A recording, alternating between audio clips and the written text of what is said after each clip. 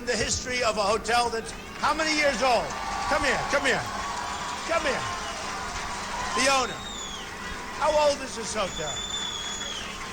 15. It's 15 years old, so we have a... I thought it was, you know, well, it looks very good. I was going to say I think it was older, but I'm not going to say that. Something nice about old. 15 years, the biggest crowd. Look, they're not going to say that. They're going to say, a man stood up and he started shouting. And did you see that guy? That guy's a professional guy. He was paid to be here, probably. Okay, so let me just tell you. First of all, nobody has more fun than we do at our rallies. Do you agree with that? Nobody. Nobody. And second of all, we have all this live television. It's always live. It's live. Look, there it is right up there. Look. That looks... Look, there it is. We're live. Always live. Someday I wish you'd turn off the live television, then we could really have fun, right? It's always live. But let me give you... There's no place that's more fun, and there's no better people. And I have to say this, because we are on live television. We have to bring this country together. We have to unify this country. White, African-American, men, women, young, old. We have to bring not just the people, we have to bring our country together and remember it. And I'm a unifier. A lot of people smile when I say that. They think, oh, I want safety, I want security for our country, I want strong borders, we're going to have a wall, we're going to stop the drugs from coming in, we're going to have a war, believe me. Believe me. I mean, today, on the top of Drudge, Matt Drudge is a phenomenal person, a phenomenal guy. It's a big deal, top of Drudge. China is upset with Donald Trump. How dare them? So they go, they're upset. No, here's the story, the biggest story, top of Drudge, big story. China's upset because of the way Donald Trump is talking about trade with China. They're ripping us off, folks. It's time. I'm so happy they're upset. They haven't been upset with us in 30 years.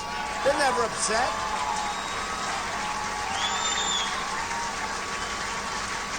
I mean, we have a trade deficit with China of $500 billion a year, okay? They tax, and you know, they said we're not living up to treaties. They're the ones that don't live up to the agreements because they tax. I have friends, they're manufacturers, they can't get their product into China, and when they do, they have to pay a tax on it. And let me tell you, it's them that's the problem. And they're gonna treat us fairly, and they're gonna treat us justly, or it's bye-bye, bye-bye. And what we don't know because our leaders are incompetent, or, by the way, they're taken care of by the special interests, which also happens. You know, like Ted Cruz, he's got the oil industry, he's got all these people. Let me just tell you, they're taken care of by the special interests and the lobbyists, 100%. Because a friend of mine came up to me recently and said, Donald, I don't understand. Why would they have approved this deal? And a particular senator, why would he do it? Is he stupid? I said, no, he's very smart. He got huge campaign contributions. That's the only reason he's doing it. The guy said, but it's so bad for the country. I said, this senator couldn't care less about the country. He just cares about his campaign contributions. I'm self-funding my campaign. Okay? So, you know, I tell the story all the time. I love the story. Could be any company, but Carrier just left, as you know, Indiana. Indianapolis, Indiana. Great place, great city, tremendous people. And they just left. And they fired viciously 1,400 people. And they moved to Mexico. They said, we're moving to Mexico. You gotta see, many of you have seen the clip on television. It's all over the place. They say, sorry, we're moving to Mexico. Everyone's essentially fired, right? Like The Apprentice, you get fired. Vicious. No, vicious, though. And they're gonna move to Mexico. And here's what they're going to do. They're going to make air conditioning. They make good product. I buy a lot of Carrier. I'm not buying them anymore, by the way. They make good product. They make good product. So they're going to move to Mexico. They're going to build a plant. They're going to sell it to the United States. They'll go through our Swiss cheese border. They're going to, but not if I'm president. It's not going to be Swiss cheese anymore. Oh, that's going to be a border. And by the way, people will come into our country, but they're coming in legally, folks. Legally, okay? Coming in legally. So they'll make their product and they'll sell their air conditioning units and they come in, no tax, no nothing. And here's what I do. My wife always says, please, please be more presidential. In other words, don't be so tough. We need toughness. Hey, by the way, in this room, I would say 95% of the people disagree with her, okay? Ivanka, my daughter too, she said, Dad, in the last debate, you know, I've won every debate according to all of the sites that do the polls. I've won every, I didn't know about debate. I never debated. I mean, I debate, my whole life is a debate. But the politicians, all they do is debate, right? They debate. Every night they debate. So who knew it was going to work out this way? And I've been center stage every single debate, meaning number one, every single. We've been leading every single debate. But here's what we're going to do. So my daughter and my wife, they say, please, please, act more. So the last debate, I was much more, I was like this. And, you know, they'd hit me a little bit, and I'd go, instead of hitting back. And I did well. It was much less exciting than the other debates, for one thing. I guarantee. And I won that debate. I actually won that debate by bigger numbers, so maybe they're not. But it was the most, by far, the most boring debate. Okay, that I can tell you. But here's what I do with Carrier. I'd say, congratulations on your new plant. Have many, many years of success. But here's the problem, and here's the bad news. Every unit that you make and that you send across our now very strong border, you're going to pay a 35% tax on that unit. Okay?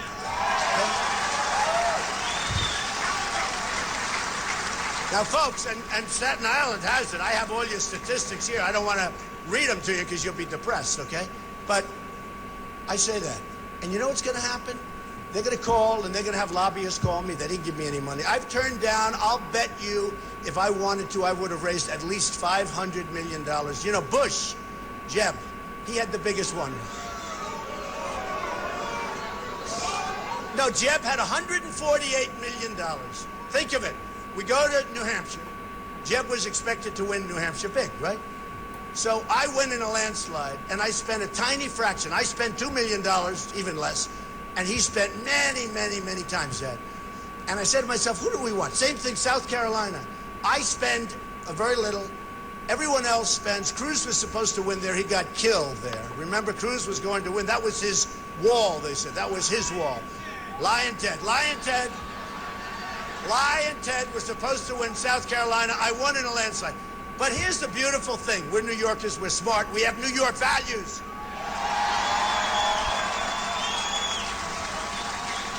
And let me tell you, the country respects these values. Because who would you rather have?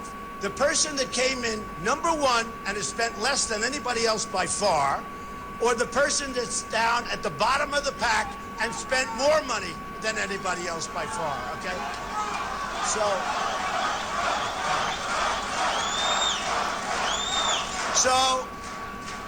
So I've spent, you know, relatively speaking, I've spent far less money than anybody else. We didn't play in Colorado because it was run by the bosses. I only won. And by the way, just so you know, they lie. They lie. It's all a rigged deal. They lie. They lie. Let me tell you, they said we didn't change anything. Well, they did. I announced in June. I then heard that Colorado, I was going to win big, like I did in Florida. I won big in Florida, landslide. So it was a landslide. But I heard that we were going to win big. We did some internal stuff. We were going to win Colorado big. Okay, so it's June. We're doing well all over. Right from almost from the beginning, we've been number one, right?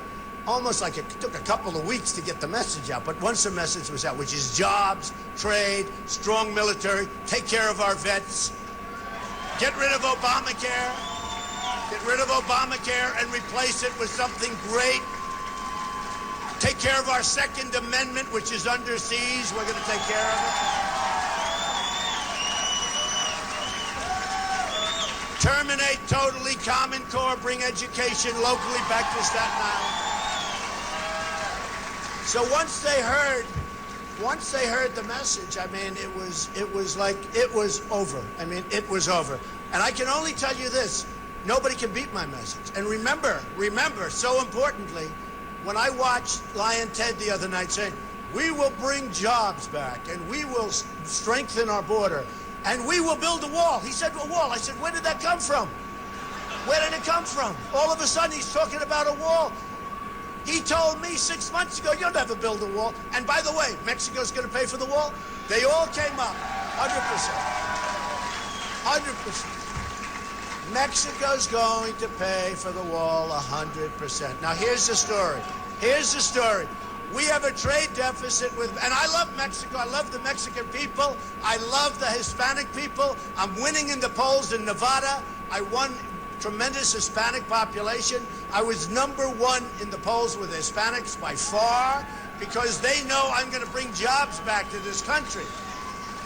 So what happens is I see these people, and now they're copying me. They're copying me on so many things. Remember I said, keep the oil. We should have never gone to Iraq. I never wanted to go to Iraq. I was against it from the beginning. They should have never gone, but now you're there. We're leaving. I said, keep the oil from everybody. Keep the oil. They didn't do it. So now who has the oil? ISIS has the oil. Iran is going to have the oil after that horrible deal. That grossly incompetent deal made with Iran. The best deal they made is we handed them Iraq on a silver platter. The second largest oil reserves and the most beautiful oil there is, by the way. Phenomenal quality oil. We gave them Iraq. They've been fighting forever to try, but yet two military powers the same. We gave them Iraq. So we're not going to be the stupid people anymore, folks. We're going to start winning again. We don't win. We never win. We never, ever win. When was the last time you saw a victory for that? We don't win on trade. We don't win for our vets. Our military is being decimated with cuts and everything else at a time when we most need our military than ever before. I mean, we have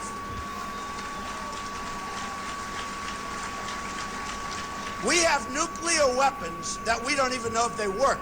And I wouldn't say this except stupidly they allowed this to go on 60 Minutes, a big television program, where they talk about telephone systems that are 40 years old and the wires they can hardly hear on the other side. This is what we have. Russia is upgrading their nuclear capacity and capability, and we do nothing, and we have stuff that's so old and so rotted that we don't even know if it works. It's going to be a whole different ballgame, folks. It's going to be a whole different ballgame.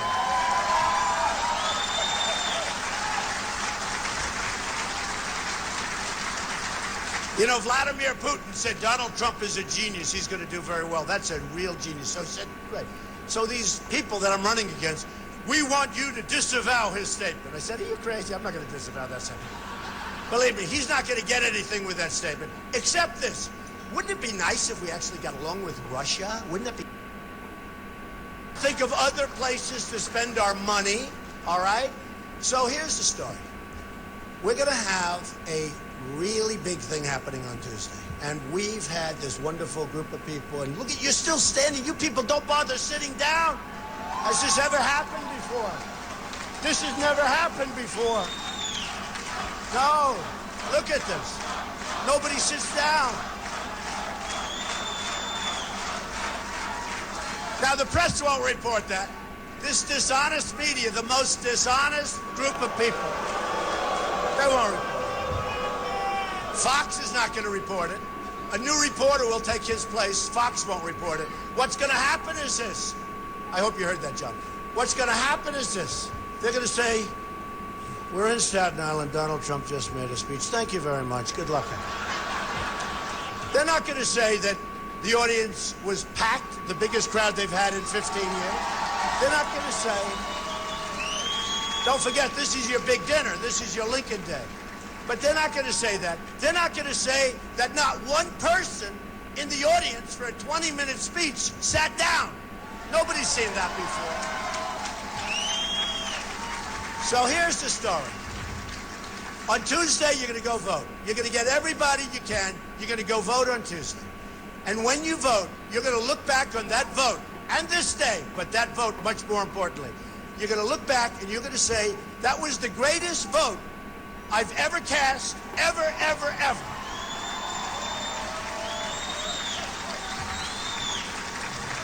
You'll be thinking about it in 2 years, in 4 years. Don't worry, we'll get things going fast. And you have to look at my answer, my response to China. You have to look at it because it's what somebody has to say. We can't continue to be ripped off like we're being ripped off, folks. So you've got to look at it. And it's not war. I'm not talking about war. But they have waged economic war against us. What China has done, you know, we have rebuilt China, just so I hope you're all happy with that. In the meantime, you can't get funding for your schools in Staten Island, right? Or your roads, which have potholes, I hate to say. So, just so you understand, we have rebuilt China. They have bridges going up. They have railroads like you've never seen. We have the old Long Island Railroad. Chug, chug, chug, chug. It runs into a train in front of it. You saw that the other day, a big collision where they have collisions. And it's like we're a third world country, folks. Not going to happen anymore. They have trains that go 250 miles an hour. We have all stuff. So thank you, honey. So here's the story. What China's done to us, and this is only one country. I hate to use them, but they're the biggest abuser. They abuse us. It's beyond belief. And I'm not angry at China. In fact, I respect them. I made a lot of money dealing with China, a tremendous amount of money. I built a great company. I made a tremendous amount of money. I'm not angry at China. I'm angry at our leaders for being so incompetent that they allow it to happen. So, and I said this as part of my response to the Wall Street Journal when they just called. I said, in the history of the world, this is the greatest theft ever perpetrated on anyone or any country, what China has done to us. It's the greatest single theft. They've taken our jobs. They've taken our money. I mean, I see the buildings that are empty all over Staten Island, and I see them up in Rochester, and I see them in Albany, and I see them in Rome, our Rome. I see them all over. I was out on the island. I was out in Bethpage, and you see what's going on. It's really, really sad. That's not going to happen anymore with me. It's going to be turned around fast. And you know, the truth is we have the card. So here's the story. We don't win anymore. We lose all the time. Our military can't win. We can't beat ISIS. Can you imagine General George Patton, who was so rough that he would be thrown out of the army? Right now, he couldn't even be a general. They'd throw him out. You know why? He's not politically correct. We need less political correctness.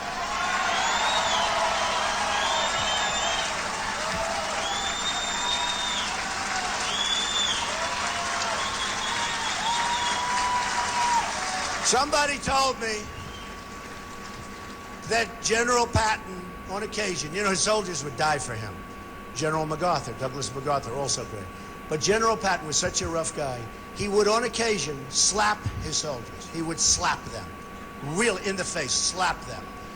If that ever happened today, they'd put him in jail for the rest of his life, maybe give him the electric chair, right? It's a whole different, right, Father? Look, I'm looking at the father. Even the father's smiling at me, because he understands what I'm saying.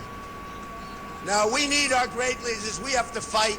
We have to fight. You know, we have to stop the oil. And I said, because ISIS is making their money. Libya, which was a pure Hillary Clinton deal, all right? No, pure. So ISIS has now taken over Libya, and they've taken over the oil, and they're selling all Libyan oil, and we don't do blockades. We don't do anything. We're run. How about when they take the oil, how about the truckers? We send down leaflets. We will bomb your truck. Please remove yourself from the truck. In 1 hour, we will start bombing your truck. Do you believe this? Then I also heard, but this must be a joke, I also heard the reason we're not doing big damage to the oil fields is because environmental protection. They don't want to do it because of them. No, and at first I said they're kidding. But now I heard that's really true. It's like a strategy. They don't want to create an environmental problem. Can you believe this? This is it. Tell that to George Patton.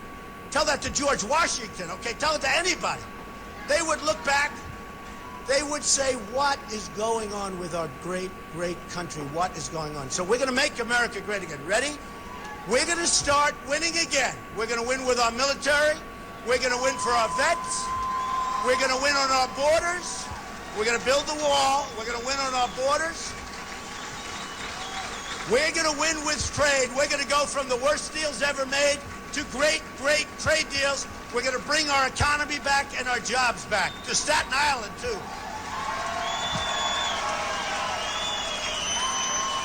We're going to win on education. We're going to win on the Second Amendment. And we are going to win on health care. We're going to win so much. And I do this, and I kid with it, and I have fun with it, but it's true. We're going to win so much. We're going to win, win, win.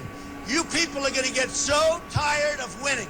You're going to say, please, Mr. President, let's have a couple of losses. And I'm going to say, no way. We're going to keep winning, and we're going to make America great again. Thank you, Staten Island. I love you, Staten Island. Thank you. Thank you.